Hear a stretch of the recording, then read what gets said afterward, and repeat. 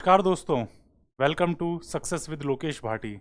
मैं हूं आपका दोस्त और गाइड लोकेश भाटी, आईटीओ दिल्ली। दोस्तों, एडवर्ब्स की क्लासेस के बाद में अब हम पहुंच चुके हैं अपने नेक्स्ट पड़ाव यानी कि प्रीपोजिशंस पर। दोस्तों, प्रीपोजिशंस इंग्लिश ग्रामर का एक बहुत इम्पॉर्टेंट टॉपिक है और अक्सर इसके यूसेज में कि इसको किस तरीके से इस्तेमाल करना है, क्या सावधानियां बरतनी है, क्या प्रिकॉशंस रखने चाहिए, कहाँ पर डिफरेंशिएट करना है, इन चीज़ों में बच्चे अक्सर कंफ्यूज कर जाते हैं। तो इसीलिए इस टॉपिक को थोड़ा बारीकी से ध्यानपूर्वक पढ़ने की ज़रूरत है, क्योंकि चीज़ें इसमें ऑल टुगेदर सेम लगती हैं बच्चों को, लेकिन वो एक्चुअली सेम नहीं है, वहाँ पर डिफरेंशिएशन होता है। तो चलिए आज की क्लास को स्टार्ट करते हैं। आज हम पढ़ेंगे प्रीपोजिशंस का बहुत ही इंपॉर्टेंट टॉपिक, ठीक है दोस्तों।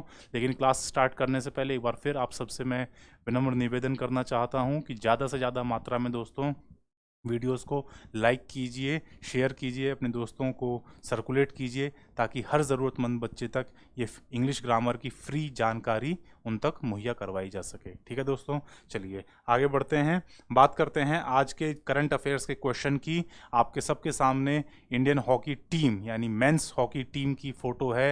हॉकी हमारे देश में एक बहुत लोकप्रिय खेल है। अभी रिसेंटली दोस्तों इंडियन मेंस हॉकी टीम ने जापान को हरा करके एशिया कप में ब्रॉन्ज मेडल जीता था। ठीक है, बड़े गर्व की बात है, हर्षोल्लास की बात है, भारतीय टीम ने ब्रॉन्ज मेडल जीता था। दोस्तों, आपको ये बताना है कि जो ये एशिया कप ऑर्गेनाइज किया गया था, ये कौन से देश में किया गया था। ठीक है दोस्तों, करंट अफेयर्स का बहुत इंपॉर्टेंट टॉपिक है। स्पोर्ट्स से रिलेटेड एक ना दो क्वेश्चन ज़रूर एसएससी एग्जाम्स में पूछे जाते हैं। तो आप सब के लिए क्वेश्चन ये है कि एशिया कप जो अभी रिसेंटली कंक्लूड हुआ है 2022 का, ये कौन से देश में ऑर्गेनाइज किया गया था। आप सबके सामने ऑप्शंस ये चार हैं। Number 1 Japan, number 2 Indonesia, number 3 south Korea और नंबर 4 वियतनाम। जल्दी से सभी विद्यार्थी, सभी श्रोतागण वीडियो को 1 मिनट के लिए पॉज करेंगे और कमेंट बॉक्स में जाकर के दोस्तों इसका आंसर करेंगे। सही होता है, गलत होता है, doesn't matter, what matters is your attempt. आपका प्रयास इंपॉर्टेंट है। ठीक है दोस्तों, जल्दी से फटाफट वीडियो को एक बार लाइक कर दीजिए और कमेंट बॉक्स में जाकर के इस जीएस क्वेश्चन का आंसर कीजिए। ठीक है दोस्तों, चलिए बढ़ते हैं अपने टॉपिक की तरफ। आज का हमारा टॉपिक प्रीपोजिशन। ठीक है दोस्तों, प्रीपोजिशन के बारे में बात करते हैं। सबसे पहले तो दोस्तों इसके नाम को बहुत ध्यान से देखिए, प्रीपोजिशन। बात करें इसके नाम में ही इसका अर्थ जुड़ा हुआ है, अर्थ छुपा हुआ है। प्री प्लस पोजीशन, यानी कि इसकी जगह ये कहां पर प्लेस की जाए वो बहुत इंपॉर्टेंट है दोस्तों। और साथ ही साथ स्थिति, पोजीशन यानी कि स्थिति, ठहराव, कहां पर क्या चीज किस जगह पर मौजूद है, उस चीज को बताने का काम करती है प्रीपोजिशन। इंग्लिश ग्रामर में दोस्तों जब आप सेंटेंस क्रिएट करते हो तो आप किसी नाउन या प्रोनाउन के बारे में बताते हैं, किसी एक्शन के बारे में बताते हैं। जब भी कोई चीज घटित हो रही है, कोई एक्शन टेक प्लेस हो रहा है, कोई एक्शन हो रहा है, कोई व्यक्ति काम कर रहा है, कोई चीज, कोई वस्तु काम कर रही है, तो दोस्तों किसी ना किसी चीज की पोजीशन में चेंज होगा। कोई चीज ऊपर उठ रही होगी, कोई चीज नीचे गिर रही होगी, कोई चीज अंदर जा रही होगी, कोई चीज बाहर आ रही होगी। इस तरीके से किसी ना किसी चीज की पोजीशन में दोस्तों चेंज हो सकता है। उस चीज को आप डिस्क्राइब कर रहे होंगे अपने सेंटेंस में। अब आपको काम हो रहा है, कोई हरकत हो रही है, कोई एक्शन हो रहा है, उसके लिए आपने दोस्तों वर्ब यूज कर ली। जिसने काम किया है, जिसने वो एक्शन किया, उसके लिए आपने नाउन या प्रोनाउन का इस्तेमाल कर लिया। ठीक है, लेकिन जो एक्शन हुआ किसी चीज के ऊपर, वो चीज ऊपर गई, नीचे गई, अंदर बाहर, उसने अपनी पोजीशन में जो भी चेंज किया है उसको डिस्क्राइब करने के लिए आप एक वर्ड का इस्तेमाल करोगे और वो वर्ड कहलाता है प्रीपोजिशन। ठीक है, एग्जाम्पल के तौर पर देखें, जैसे कोई लड़का अपने घर के अंदर गया, इन, बाहर गया, आउट, पेड़ की डाली पर बैठा है, एट, ऑन, एबव, बीनीथ। ठीक है, विद। एक बड़ा फेमस सेंटेंस मुझे याद आ रहा है कि आप लोगों ने भी पढ़ा होगा जब आप छोटे होंगे, स्कूल या कॉलेज क्लासेस में होंगे। राम ने रावण को तीर से मारा। तो राम ने मारा, रावण को मारा, किस चीज से मारा, तीर से मारा। तो तीर से जो से शब्द है वो क्या है, प्रीपोजिशन है, किस चीज़ की मदद से, ठीक है, तो विद। इस तरीके से दोस्तों बहुत सारे वर्ड्स हैं जो आपके लिए इंग्लिश ग्रामर में प्रीपोजिशन का काम करते हैं। अब इम्पॉर्टेंट ये हो जाता है कि आप इन सारे वर्ड्स का एग्जैक्ट और बारीकी से इनका यूसेज आपको पता होना चाहिए कि किस तरह के कॉन्टेक्स्ट में आपको कौन सा प्रीपोजिशन लगाना है, ठीक है। अब जैसे मैं आपसे एक बात डिस्कस करूं कि दोस्तों ऑन का मतलब होता है पर, किसी चीज के ऊपर। ऐसे ही एक वर्ड होता है अपॉन, इसका मतलब भी सर ऊपर होता है। सर कहां पर ऑन यूज करना है, कहां पर अपॉन यूज करना है, कैसे पता चलेगा, ये वीडियो के अंदर मैं बताऊंगा आपको, ठीक है। प्रीपोजिशन की जो हमारी क्लासेस चलेंगी उसके अंदर आपको पता चलेगा कि एक जैसे मीनिंग वाले 2 या 3 प्रीपोजिशन हो सकते हैं, तो उनमें से कौन सा वाला किस सेंस में यूज करना है वो आप यहां सीखेंगे। इसी तरीके से जैसे इनका मतलब होता है सर में। ऐसे ही इनसाइड, इनसाइड का मतलब भी होता है सर अंदर या में भी कह सकते हो, अंदर भी कह सकते हो, ठीक है।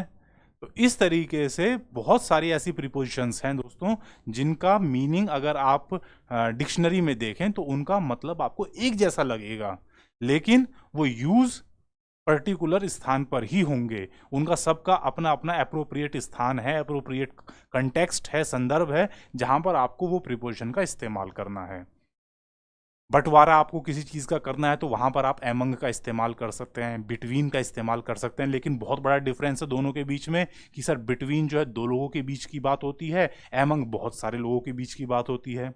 ऐसे ही एमंग के जैसा एक बहुत समानार्थी शब्द होता है एमंगेस्ट, AMONGST। सर एमंगेस्ट और एमंग में क्या अंतर है वो आप यहाँ पर सीखेंगे। तो इस तरीके से दोस्तों बहुत ध्यान से सुनिएगा, आगे की आधे घंटे की क्लास है आज हमारी, इसमें आपको मैं कम से कम 10 या 15 प्रीपोजिशंस के बारे में बताऊंगा कि उनको आप कहाँ कहाँ पर किस किस तरीके से इस्तेमाल करते हैं, ठीक है। Is it clear? चलिए आगे बढ़ते हैं। तो डेफिनेशन की बात कर लें एक बार जल्दी से फटाफट कि प्रीपोजिशन की डेफिनेशन क्या होती है दोस्तों।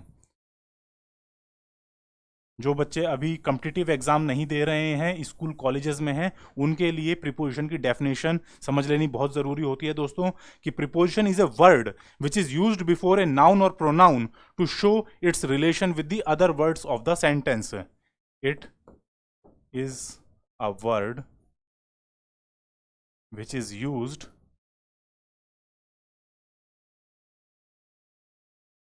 Before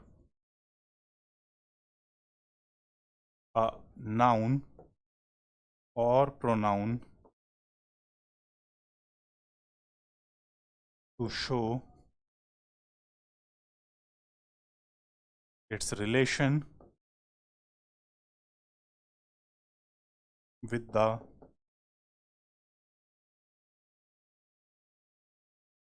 other words of the sentence। यानी कि सेंटेंस में जो बाकी शब्द हैं उनसे रिलेशन बताता है, किसका, कोई नाउन या प्रोनाउन होगी, उसके पहले यूज होगा प्रीपोजिशन, ठीक है। और ये प्रीपोजिशन क्या बताएगा, सेंटेंस के जो बाकी वर्ड्स हैं उसके साथ में इस नाउन या प्रोनाउन का रिलेशन बताएगा कि ये नाउन या प्रोनाउन बाकी जो कॉन्टेक्स्ट है उसमें ऊपर रखा हुआ है, नीचे रखा हुआ है, अंदर है, बाहर है, साथ है, पीछे है, बिहाइंड, इन फ्रंट ऑफ, ठीक है। इस तरीके से इस नाउन या प्रोनाउन को बाकी सेंटेंसेस के साथ उसका रिलेशन बताने का काम करता है प्रीपोजिशन, ठीक है। तो दोस्तों समझ लीजिएगा, बहुत सिंपल सी डेफिनेशन है कि किसी नाउन या प्रोनाउन के आगे इस्तेमाल होने वाला शब्द जो बाकी सेंटेंस के साथ में उस नाउन या प्रोनाउन के रिलेशन को बताता है, दैट इज कॉल्ड प्रीपोजिशन। अब क्योंकि नाउन या प्रोनाउन के पहले लगा है इसलिए प्री, ठीक है।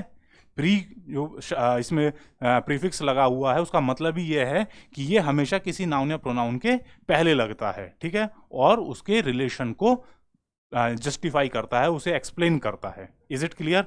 चलिए अब बात करते हैं दोस्तों कि किस किस प्रीपोजिशन को आपको कौन से कॉन्टेक्स्ट में इस्तेमाल करना है, उसको हम थोड़ा बारीकी से समझते हैं। एक एक करके सारी प्रीपोजिशंस को डिस्कस करेंगे, ठीक है। ऐसा नहीं है कि सर एक बार में आपने सारी बता दी, 1 बाय 1 हम चलेंगे और हर एक प्रीपोजिशन को डिस्कस करेंगे। शुरू करते हैं सबसे पहले एक बहुत इंपॉर्टेंट प्रीपोजिशन आपके लिए, एट, ठीक है। एट जो शब्द है इसका मतलब क्या होता है? पर। इसका हिंदी में मीनिंग होता है पर। और दोस्तों ये जो प्रीपोजिशन है ये बहुत कॉमनली यूज्ड प्रीपोजिशन है, इसलिए इसको मैंने सबसे पहले लिया है कि एट जो है आप कहाँ कहाँ पर इस्तेमाल करते हैं। सबसे पहला यूज होता है इसका दोस्तों कि जब कभी आप किसी छोटे स्थान पर रहने की बात करते हैं, ठीक है, आप अपना रेजिडेंस बता रहे हैं किसी छोटे स्थान पर, जैसे Dinesh is living at Mayurganj. कोई छोटा सा गांव है, ठीक है, वहां पर वो व्यक्ति रह रहा है, तो आप क्या यूज करेंगे? Dinesh is living at Mayurganj. अगर कोई बड़ा स्थान की बात की जा रही है, वहां पर आप अपनी रिहाइश बताना चाहते हैं, तो दोस्तों वहां पर इन का इस्तेमाल होता है। और अगर छोटा स्थान है, छोटा मोटा कोई गांव, कोई छोटा मोटा कस्बा, तो उसके लिए आप एट का इस्तेमाल करते हैं। इंपॉर्टेंट ये है कि जिस जगह का आप नाम बता रहे हो वो छोटी होनी चाहिए, ठीक है। Is it clear? बड़ा अगर स्थान है, कोई राज्य है, कोई देश है, तो वहां पर आप इन का इस्तेमाल करते हो। छोटा स्थान है, वहां पर आप एट का इस्तेमाल करते हैं। Is it clear? यानी कि पहला यूज एट का कहां पर होता है? To describe the place of residence where the place is small in size. बहुत छोटी सी जगह है और वहां पर आप अपना रेजिडेंस बताते हैं, तो उसके लिए आप एट का इस्तेमाल करते हैं। Is it clear? दूसरा यूज होता है कि जब आप एट का प्रयोग इस तरीके से करते हैं कि किसी तरह का कोई टारगेट बताना चाहते हैं, जैसे टारगेट यानी कि उद्देश्य, जैसे he was shouting at the students, the teacher was shouting at the students.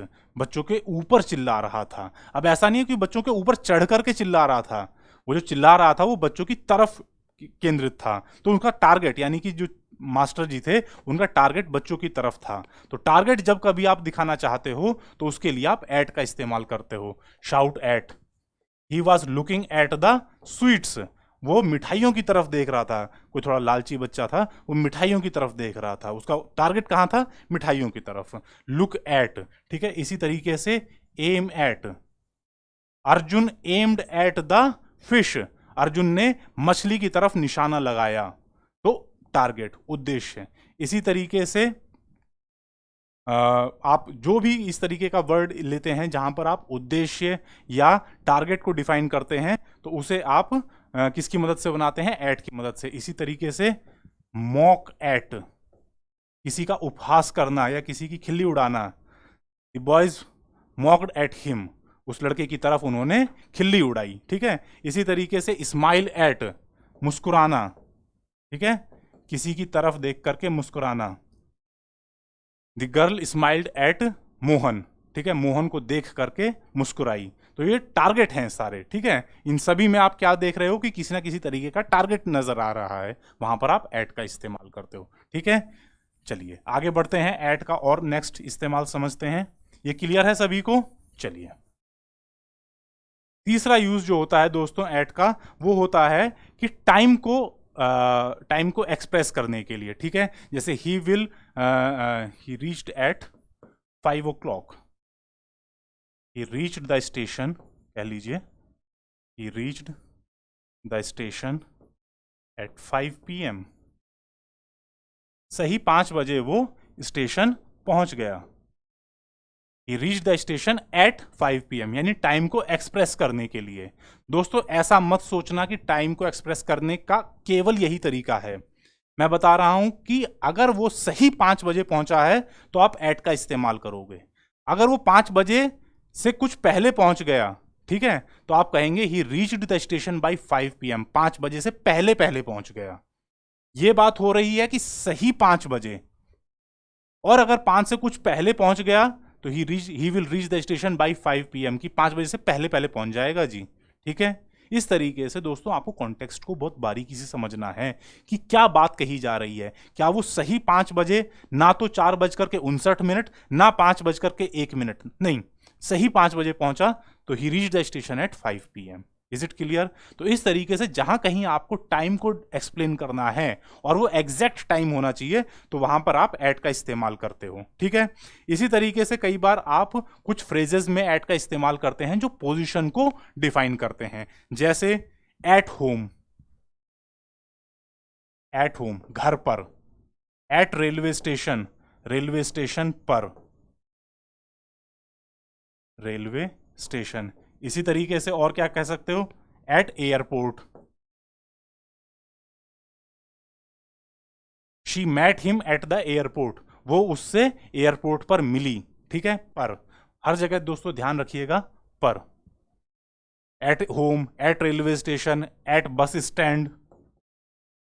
He lost his mobile at the bus stand, bus stand पर उसने अपना मोबाइल खो दिया या उसका मोबाइल चोरी हो गया, तो एट बस स्टैंड, ठीक है। तो इस तरीके से किसी जगह की पोजीशन आपको अगर बतानी है किसी घटना की, तो उसके लिए भी आप एट का इस्तेमाल कर देते हो। इसी तरीके से दोस्तों ये तो सारी जगहें हैं, पोजीशन भी हो सकती है, at the top, at the bottom. Chennai super Kings is lying at the bottom, कि चेन्नई सुपर किंग्स की जो टीम है वो इस वक्त सबसे नीचे है। एट द टॉप, कि गुजरात टाइटंस, इस बार आईपीएल में गुजरात टाइटंस जीती थी ना, तो Gujarat Titans was at the top of the table, कि टेबल के शीर्ष पर, ठीक है। इसी तरीके से नीचे, ठीक है, एट द मिडल, ठीक है। तो इस तरीके से जो कोई शब्द पोजीशन बता रहा है वहां पर भी आप एट का इस्तेमाल कर लेते हैं। Is it clear? इसी तरीके से दोस्तों जैसे हमने टाइम की बात की थी, तो वहां पर जब आपने 5 बजे या 6 बजे इस तरीके से एग्जैक्ट टाइम बताया था, तब भी आपने एट लगाया था। जो टाइम एक्सप्रेसिंग वर्ड्स हैं जैसे night, at night, at day break, भोर पर, ठीक है।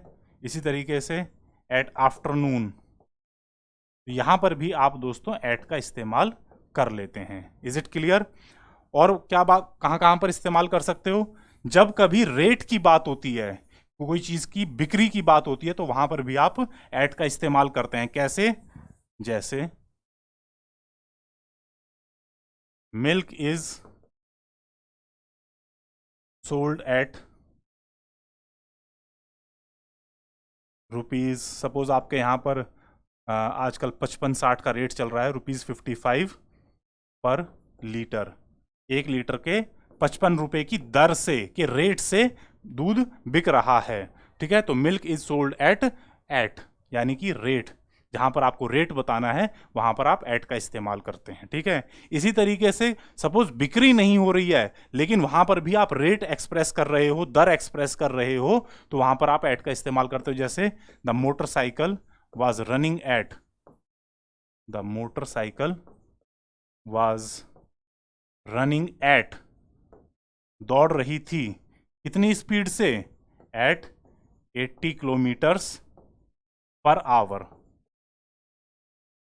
1 घंटे में 80 किलोमीटर की स्पीड से, एट, ठीक है, इस दर पर दौड़ रही थी, इस स्पीड पर दौड़ रही थी। तो इनको एक्सप्रेस करने के लिए आप दोस्तों एट का इस्तेमाल करते हैं। Is it clear?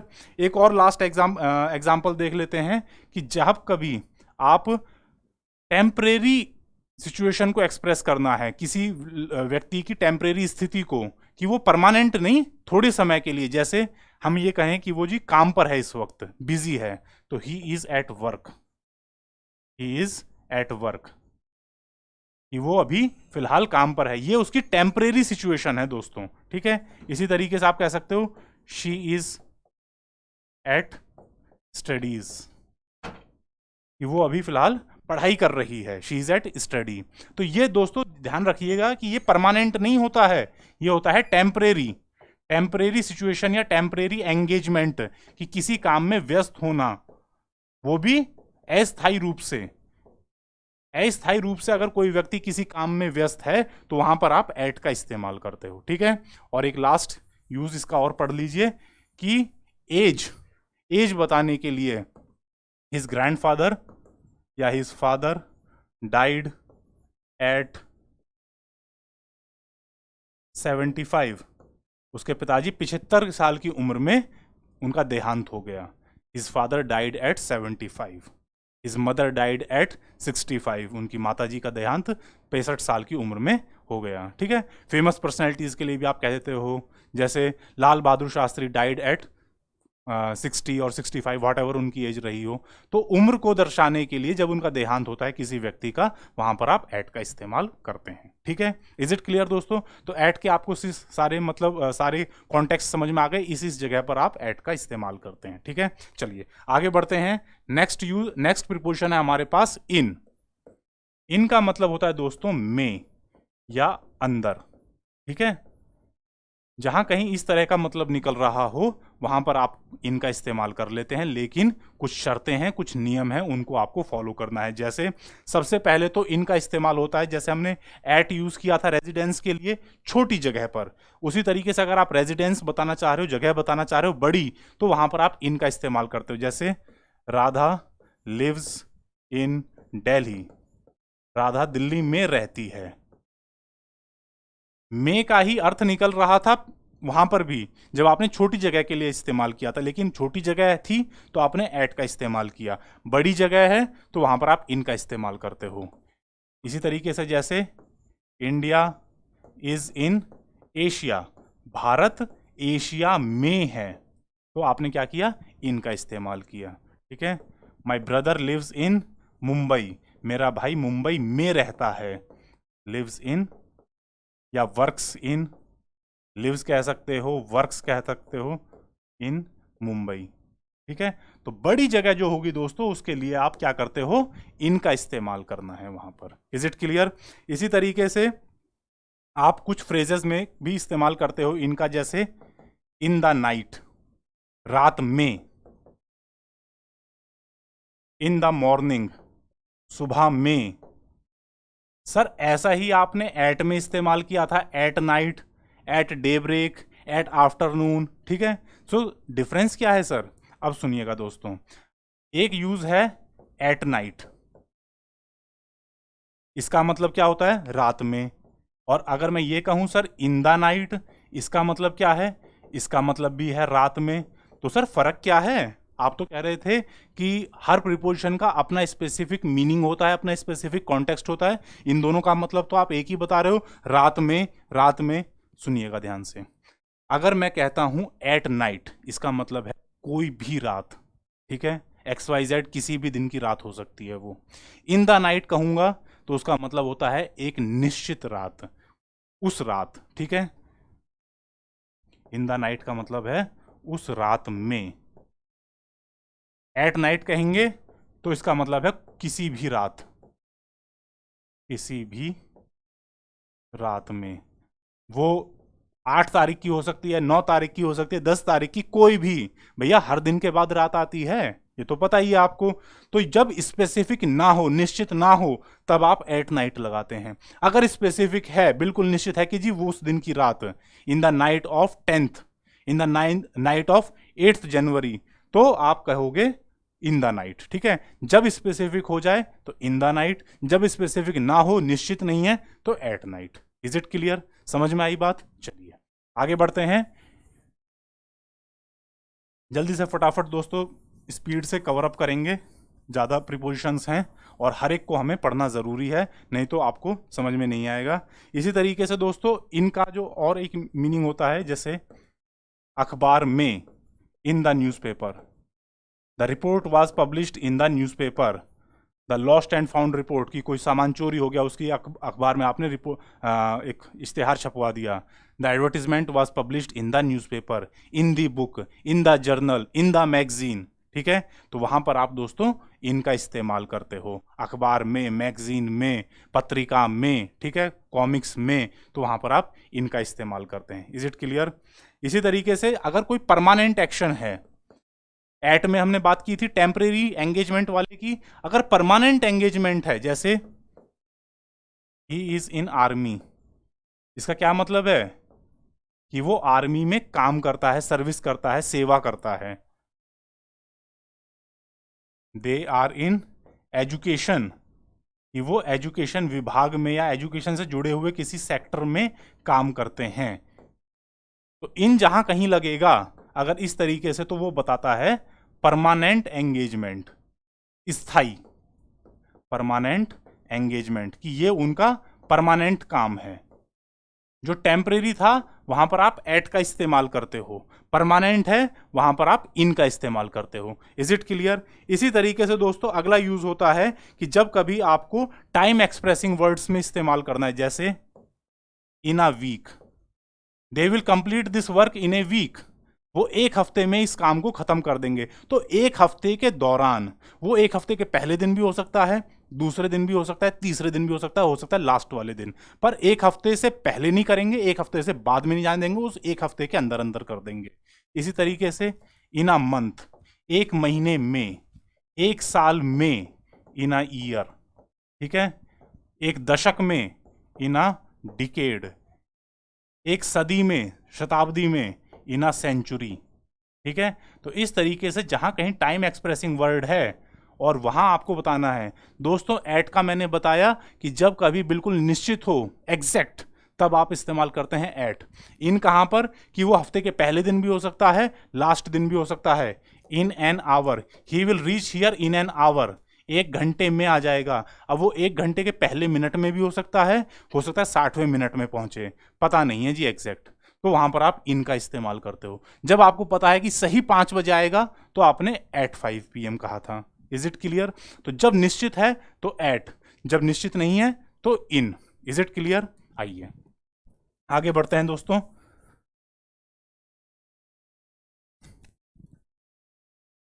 अगला नियम देखते हैं सारे बच्चे फटाक से, जल्दी से देखेंगे कि जब कभी आपको दोस्तों ट्रांसपोर्ट से रिलेटेड बात करनी है कि कोई व्यक्ति किस तरीके से एक जगह से दूसरे जगह जाता है और कौन से साधन से, किसी कार से, किसी जीप से, किसी रिक्शा से, तो वहां पर आप दोस्तों इनका इस्तेमाल करते हैं। जैसे ही गोज टू स्कूल या goes to office in a taxi, taxi में जाता है। They go to school, they go to school in a jeep, एक जीप में जाते हैं। ठीक है, तो इस तरीके से अगर मोड ऑफ ट्रांसपोर्ट की बात हो रही है, कार, जीप, टैक्सी की, तो वहां पर आप दोस्तों इनका इस्तेमाल करते हो। इन ए कार, उनकी अपनी कार है तो in his taxi, in his jeep, their own car. इस तरीके से आप पजेसिव प्रोनाउन का भी इस्तेमाल कर सकते हो दोस्तों। ठीक है, कार, जीप, टैक्सी में आप इनका इस्तेमाल करते हैं। बाकियों के लिए अभी आगे आ रही हैं प्रीपोजिशंस, बाकियों में उनका इस्तेमाल होगा। ठीक है, सब्र कीजिए। चलिए आगे बात करते हैं दोस्तों। अब नेक्स्ट प्रीपोजिशन है हमारे पास, वो है इनटू। इनटू का मतलब भी होता है में। अब इन और इनटू में क्या फर्क है, आइए समझते हैं। इनके तो हमने दोस्तों यूज समझ लिए, अब इनटू का यूज समझना है हमें। और पहला यूज होता है कि जब कभी कोई वस्तु मोशन में है और अंदर की तरफ जा रही है, जैसे सपोज ये कोई कुआं है और इसमें एक मेंढक ने छलांग मारी और वो इसमें अंदर कूदता हुआ चला गया, उसके अंदर मोशन है ना। वो मेंढक किसी समय पर यहां पर था, फिर और अंदर गया, फिर और अंदर गया, फिर सबसे नीचे तक पहुंच गया। तो मोशन अगर किसी चीज में है और अंदर की तरफ जा रहा है तो उसमें आप दोस्तों इनटू का इस्तेमाल करते हैं। जैसे the frog jumped into the well, the frog jumped into the well, कुएं में कूद गया। ठीक है, और कुएं में कूदा है तो दोस्तों उसमें मोशन है, इसलिए आप क्या कहेंगे, the frog jumped into the well. अगर इसी की जगह आप ये कह दें कि जी हमारे पास एक बक्सा है, उस बक्से में एक किताब रखी हुई है, ठीक है, तो क्या कहते हैं उसके लिए, the book is in the box, the book is in the box. किताब बक्से के अंदर रखी हुई है। क्यों? क्योंकि वो स्टेशनरी है, वो रुकी हुई है, वो अपनी जगह पर थमी हुई है। कोई चीज अगर रुकी हुई है, थमी हुई है, तो आप इनका इस्तेमाल करते हो। कोई चीज चल रही है अंदर की तरफ, तो वहां पर आप दोस्तों इनटू का इस्तेमाल करते हो। Jumped into the well. Is it clear? समझ में आई बात दोस्तों? इन और इनटू का सबसे मेन डिफरेंस है पोजीशन का, कि हो तो हैं तो दोनों अंदर ही, लेकिन जो चीज चल रही है अंदर की तरफ उसे आप इनटू लगाओगे, जो चीज रुकी हुई है अंदर की तरफ उसे आप इन लगाओगे। ठीक है, समझ में आई बात? आइए आगे बात करते हैं। दूसरा यूज समझेंगे इनटू का और कहां कहां पर इस्तेमाल होता है। जैसे कि कोई चीज एक मीडियम से, यानी एक अवस्था से दूसरी अवस्था में बदल रही है, तो भी आप दोस्तों इनटू का इस्तेमाल करते हो। कैसे? जैसे मिल्क टर्न्स इनटू कर्ड, दूध दही में बदल जाता है, एक रूप से दूसरे रूप में बदल जाता है, इनटू। ठीक है, चेंज हो जाता है। इसी तरीके से ट्रांसलेट, क्वेश्चन आता है ना कई बार आपको, ट्रांसलेट इनटू इंग्लिश, अंग्रेजी में बदलो, ट्रांसलेट इनटू इंग्लिश या ट्रांसलेट इट इनटू हिंदी, तो जिस भी भाषा में है उससे बदल करके दूसरी भाषा में कर दो। वहां पर आप क्या लगाते हो, इनटू, कि आपको रूप बदलना है किसी चीज का, तो वहां पर आप दोस्तों इनटू का इस्तेमाल करते हो। Milk turns into curd, translate into English, Hindi या संस्कृत, किसी भी भाषा में उसका रूपांतरण कीजिए, रूप बदलिए, तो वहां पर आप इनटू का इस्तेमाल करते हैं दोस्तों। Is it clear? तो इस तरीके से जब कभी आपको किसी चीज का दोस्तों रूप बदलना है तो वहां पर आप इनटू का इस्तेमाल करते हैं। Is it clear? इसी तरीके से कई बार आपको कहाँ का इस्तेमाल करना होता है, जहां पर का, के, की का अर्थ निकल रहा है, का, के या की, ऐसा कोई अर्थ निकल रहा है, तो वहां पर भी कुछ जगहों पर इनटू का इस्तेमाल होता है। जैसे the police is looking into the matter, looking into the matter, इस मामले की छानबीन कर रही है। अब दोस्तों ये मत सोचना कि मामले में छानबीन कर रही है, वो भी अर्थ निकल सकता है, ये भी निकलता है कि मामले की छानबीन कर रही है। इसी तरीके से the old man has insight into his character, किसी लड़के के चरित्र के बारे में बूढ़े व्यक्ति को जानकारी है। इंसाइट यानी कि जानकारी। The old man has insight into his character, उसके चरित्र की जानकारी। इंसाइट का मतलब होता है दोस्तों जानकारी, चरित्र की जानकारी है। ठीक है, तो इस तरीके से का, के, की का कहीं पर अर्थ निकल रहा है तो वहां पर भी कुछ जगहों पर इनटू का इस्तेमाल कर लिया जाता है। इसी तरीके से दोस्तों कुछ जगहों पर आप इनटू लगा करके वर्ब का अर्थ ही बदल सकते हो। जैसे एक वर्ब होती है दोस्तों ब्रेक, ब्रेक का मतलब होता है तोड़ना। ठीक है, इसके साथ में आप इनटू लगा दीजिए। ब्रेक इनटू का मतलब अब क्या होगा सर, अंदर तोड़ दो? नहीं, तोड़ करके अंदर चले गए। The thieves broke into the house, घर में चोरी की। अब दोस्तों चोरी की, ये तो इन दोनों से ही अलग हो गया, तो किसी वर्ब के साथ में आपने ये प्रीपोजिशन लगा दी तो उससे उसका अर्थ बदल जाता है। ब्रेक इनटू यानी कि चोरी की। इसी तरीके से जैसे ईट इनटू, ईट इनटू का मतलब होता है नष्ट कर देना। ईट इनटू का क्या मतलब होता है, नष्ट करना। The termites ate into the wood, कि वो उस लकड़ी को पूरा बर्बाद कर दिया दीमक ने। ईट इनटू। ठीक है, इस तरीके से कुछ वर्ब्स के साथ में आप दोस्तों इनटू का जैसे इस्तेमाल करते हैं तो उसका अर्थ चेंज हो जाता है। इसी तरीके से सी इनटू, सी इनटू का मतलब होता है अंदर देखना नहीं, उसके बारे में सोचना, think. Is it clear? Look into, look into का मतलब होता है जांच करना, इन्वेस्टिगेट। ठीक है, तो आप देख रहे हो दोस्तों इस तरीके से कुछ वर्ब्स के साथ में जैसे ही आप इनटू का इस्तेमाल करते हो तो उसका पूरी तरीके से अर्थ चेंज हो जाता है। Is it clear? समझ में आ रही है बात? चलिए अगली प्रीपोजिशन के बारे में बात करते हैं, और अगली प्रीपोजिशन है हमारे पास ऑन। ऑन का कहां कहां पर आप इस्तेमाल करते हो? ऑन का सबसे पहला इस्तेमाल होता है दोस्तों पॉइंट ऑफ कॉन्टैक्ट। ठीक है, कि जहां पर कोई चीज टच कर रही है, कॉन्टैक्ट हो रहा है, वहां पर आप ऑन का इस्तेमाल करते हो। जैसे the book is on the table, the book is on the table, किताब टेबल के ऊपर रखी हुई है। The book is on the table, ये कोई टेबल है, यहां पर किताब रखी हुई है, तो किताब टेबल के कांटेक्ट में है, तो आपने क्या यूज किया, the book is on the table. इसी तरीके से ही was carrying a suitcase on his head, अपने सर के ऊपर रख करके लेके जा रहा था, सर पे टच था, तो he was carrying a suitcase on his head. ठीक है, इसी तरीके से the master was sitting on a chair, master ji chair पर बैठे हुए थे, टच हो रखे थे चेयर से, the master was sitting on the chair. ठीक है, तो इस तरीके से जहां पर कॉन्टैक्ट की बात हो वहां पर आप क्या इस्तेमाल करते हो, ऑन का इस्तेमाल करते हो। Is it clear? इसी तरीके से दूसरा अर्थ होता है कि जब कभी आप किसी मोड ऑफ ट्रांसपोर्ट के बारे में बात करते हैं, एक मोड ऑफ ट्रांसपोर्ट हमने इनका पढ़ा था। ठीक है भाई, कार में, जीप में, टैक्सी में, अगर बस शिप, जहाज की बात की जाए तो वहां पर आप ऑन का इस्तेमाल करते हो। ही वॉज ऑन अ शिप, किसी समुद्री जहाज पे था, किसी हवाई जहाज पे था, प्लेन, किसी बस पे था।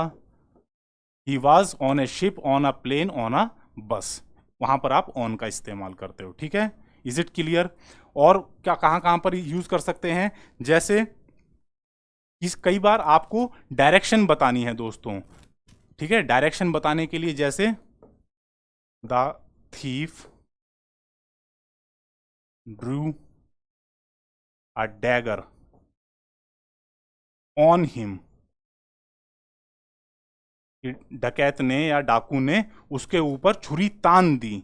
तो उसके ऊपर छुरी तान दी का मतलब ये नहीं है कि वो उस आदमी के ऊपर चढ़ गया और उसके सिर पे चढ़ करके उसने चाकू दिखाया, नहीं, उसकी तरफ चाकू दिखाया। डायरेक्शन बताने के लिए भी आप ऑन का इस्तेमाल कर लेते हैं, वो कुछ कुछ जगहों पर होता है। ठीक है, कुछ कुछ जगहों पर आप डायरेक्शन बताने के लिए ऑन का इस्तेमाल करते हैं। The thief Drew A dagger on him, ठीक है, उसकी तरफ चाकू दिखाया। Is it clear? तो दिशा का बोध कराने के लिए भी आप ऑन का इस्तेमाल कर सकते हैं। Is it clear? और कहां कहां पर हो सकता है? जैसे अगर कोई व्यक्ति किसी संस्था में या किसी ऑफिशियल पोजीशन है उसकी, उसे आप बताना चाहते हो तो वहां पर भी आप ऑन का इस्तेमाल करते हो। जैसे she is on the committee, कि वो कमेटी की आधिकारिक मेंबर है, उसका चुनाव हुआ है, उसका अपॉइंटमेंट हुआ है प्रॉपर तरीके से, तो वहां पर आप ऑन का इस्तेमाल करते हो। Ramesh is on the UPSC, कि वो यूपीएससी में आधिकारिक रूप से सेलेक्ट हुआ है, मतलब यूपीएससी का जो पैनल है उसमें वो एक मेंबर है। तो इस तरीके से ऑफिशियल मेंबरशिप अगर आप दिखाना चाहते हो तो वहां पर आप ऑन का इस्तेमाल करते हो। ये नॉर्मली कमेटी में या किसी बड़ी संस्था में ही इसका इस्तेमाल किया जाता है। Is it clear? Official condition होनी चाहिए। ठीक है, इसी तरीके से अगर कोई चीज आप संदर्भ या सब्जेक्ट के रूप में दिखाना चाहते हो, संदर्भ या सब्जेक्ट के रूप में, सब्जेक्ट या कॉन्टेक्स्ट, तो वहां पर भी आप ऑन का इस्तेमाल करते हो। जैसे this book is on English grammar, ये किताब इंग्लिश ग्रामर के बारे में है या उस विषय पर है, तो वहां पर आपने क्या इस्तेमाल किया? ऑन का इस्तेमाल किया। This book is on English grammar, English grammar के विषय में है। ठीक है, और क्या कह सकते हो? This book is on doctor APJ Abdul Kalam, doctor APJ Abdul Kalam के बारे में है। ठीक है, तो उनके संदर्भ में या उनके बारे में या उस टॉपिक पर जब आप कोई बात बताना चाहते हो कि कोई किताब उस टॉपिक पर है, उस संदर्भ में है, तो वहां पर आप किसका इस्तेमाल करते हो? ऑन प्रीपोजिशन का इस्तेमाल करते हो। Is it clear? समझ में आई बात? तो यहां पर ऐसी जो सिचुएशंस हैं दोस्तों, वहां पर आप ऑन का इस्तेमाल करते हैं। Is it clear? चलिए आगे बढ़ते हैं दोस्तों। अगली प्रीपोजिशन है हमारे पास बिटवीन। बहुत इंपॉर्टेंट है दोस्तों। बिटवीन का मतलब होता है बीच में। कोई व्यक्ति दो लोगों के बीच में खड़ा है, इंपॉर्टेंट ये है यहां पर दो होनी चाहिए। वो पर्सन्स भी हो सकते हैं, ऑब्जेक्ट्स भी हो सकती हैं। ठीक है, दो ऑब्जेक्ट्स या दो पर्सन्स के बीच में अगर आपको बतानी है, स्थिति बतानी है, तो वहां पर दोस्तों आप बिटवीन का इस्तेमाल करते हो। जैसे Radha is standing between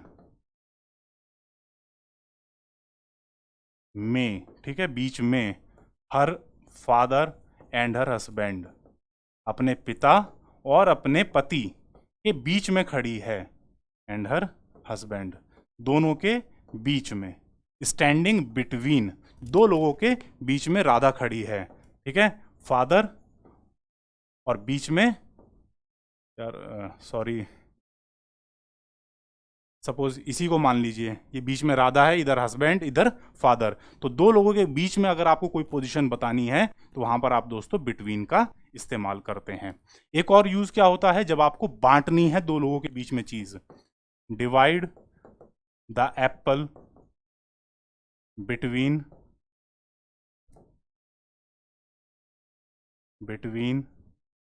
you and me, हम दोनों के बीच में इस सेब को बांट लो। यू एंड मी, तुम्हारे और मेरे बीच में इसको बांट लो। डिवाइड द प्रॉपर्टी, प्रॉपर्टी को बांट लो बिटवीन योर सन्स, तुम्हारे बेटों के बीच में। तो अब दोस्तों यहां पर बताया नहीं गया, लेकिन बिटवीन लगा है तो इसका मतलब आप ऑटोमेटिक समझ जाइए कि दो ही बेटे होंगे। अगर दो से ज्यादा हैं तो बिटवीन नहीं लगेगा। बिटवीन लगा है इसका मतलब सन्स कितने हैं, दो हैं, दो बेटों की बात हो रही है। Is it clear? अच्छा, एक इंपॉर्टेंट चीज ये ध्यान रखिएगा कि जब कभी आप बिटवीन का इस्तेमाल करेंगे तो उसके बाद में नॉमिनेटिव केस की प्रोनाउन नहीं आएगी।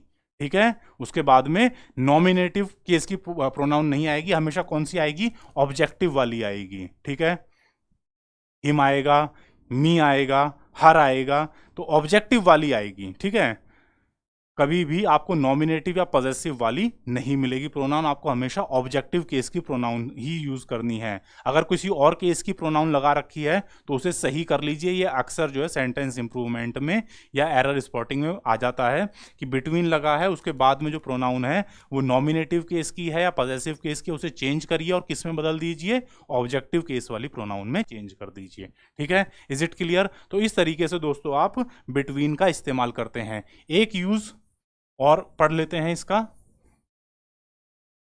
जैसे द अंपायर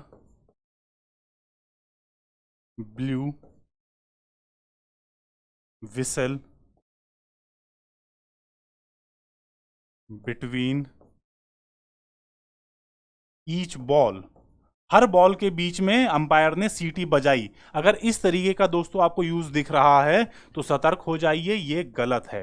बिटवीन के साथ में इस तरीके से ईच या एवरी नहीं आ सकता। एवरी बॉल होता, ईच बॉल है, तो वो दोस्तों गलत है। क्या होना चाहिए सही तरीका, the umpire blue whistle, umpire ने सीटी बजाई। कब? आप यही कहना चाह रहे हो ना कि भाई बॉल्स के बीच में, हर गेंद पड़ी उसके बीच में जो है अंपायर ने सीटी बजाई।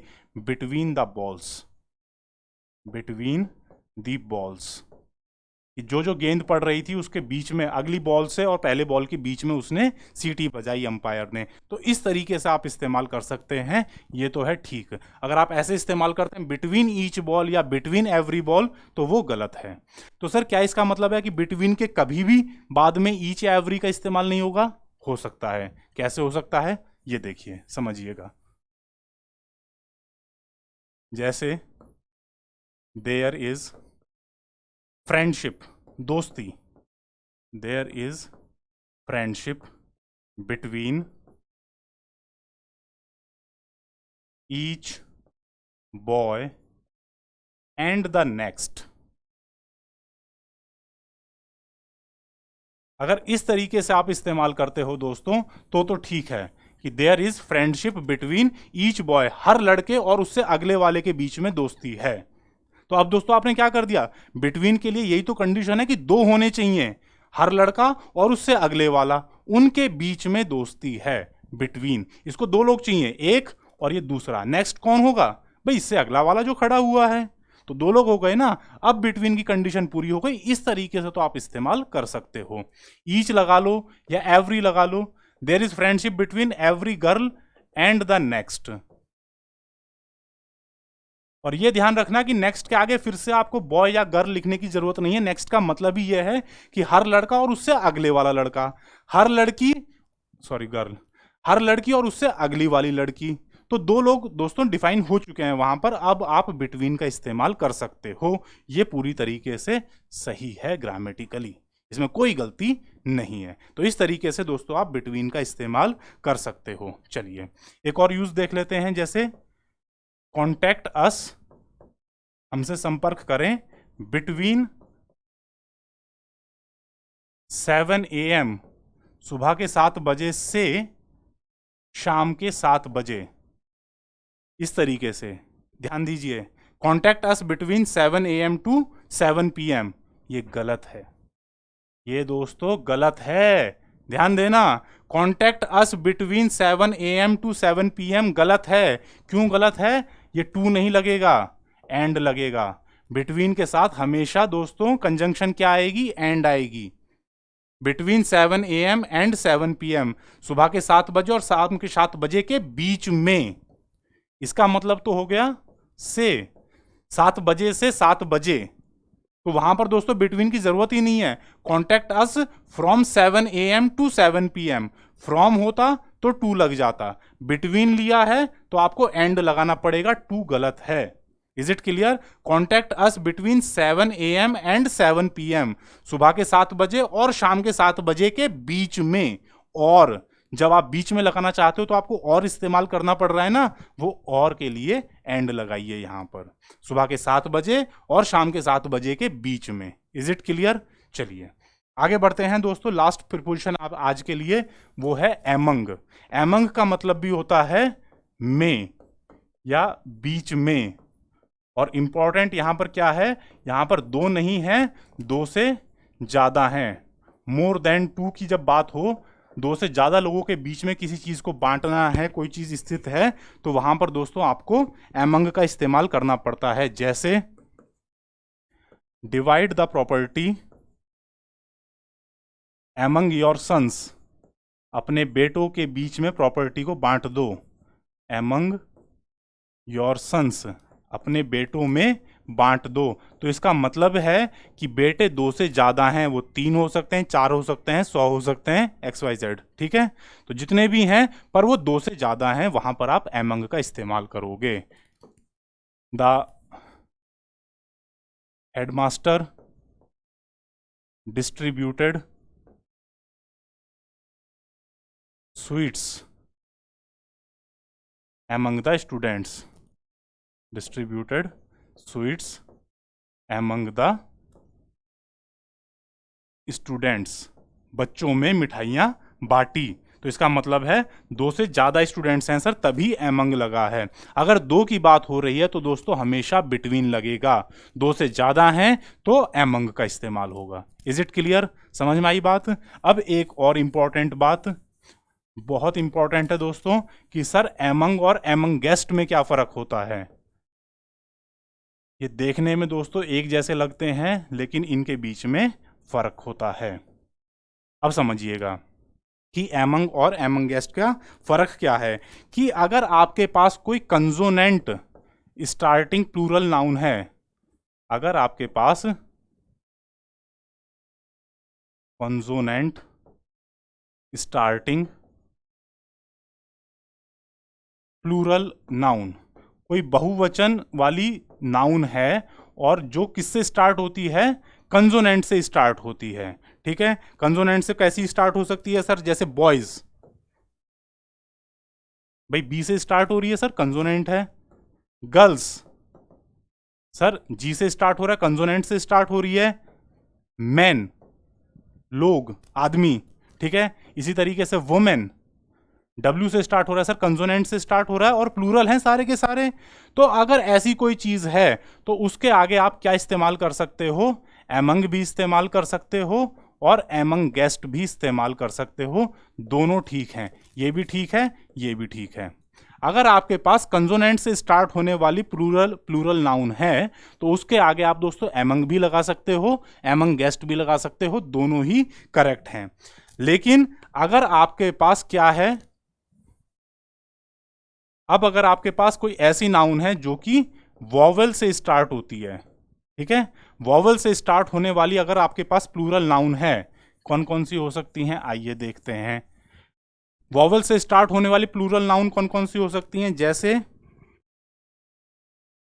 आवर ब्रदर्स, हमारे भाई, वो से स्टार्ट हो रहा है, वॉवेल से स्टार्ट हो रहा है कि नहीं हो रहा है? Our brothers. या अस, अस भी क्या है सर, कई के लिए बात कर रहे हो लेकिन यू से स्टार्ट हो रहा है तो वॉवल से स्टार्ट हो गई ना भाई। नाउन हो, प्रोनाउन हो, प्लूरल होनी चाहिए वो, और वॉवल से स्टार्ट होनी चाहिए।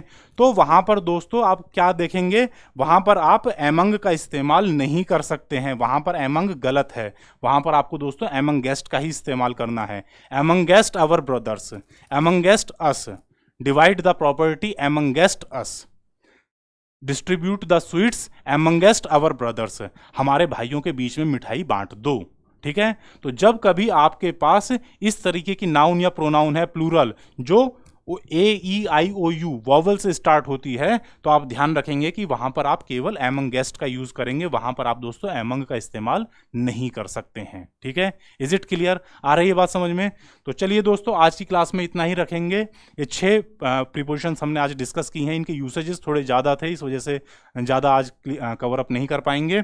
और चलते चलते आज का जो हमारा GS का क्वेश्चन था, इसको एक बार डिस्कस कर लेते हैं। कि मैंने आपसे क्वेश्चन पूछा था कि अभी रिसेंटली में जो हमारी इंडियन मेन हॉकी टीम है, इसने जापान को हराया था एशिया कप में और ब्रॉन्ज मेडल जीता था। आपको ये बताना था कि ये जो प्रतियोगिता थी, एशिया कप की प्रतियोगिता, ये कौन से देश में आयोजित की गई थी। आपके ऑप्शंस थे जापान, इंडोनेशिया, साउथ कोरिया और वियतनाम। और दोस्तों इसका सही जवाब है ऑप्शन बी, इंडोनेशिया।